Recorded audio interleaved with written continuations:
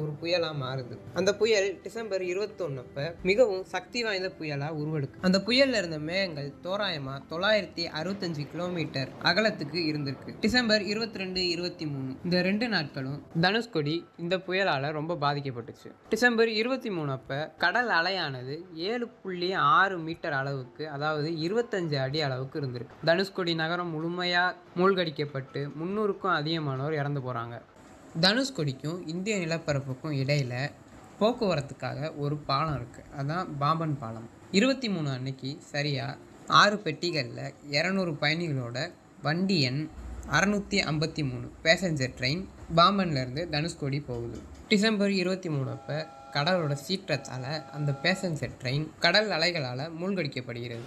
இதுல பயணம் செஞ்ச அனைத்து பயணிகளும் இறந்து போறாங்க.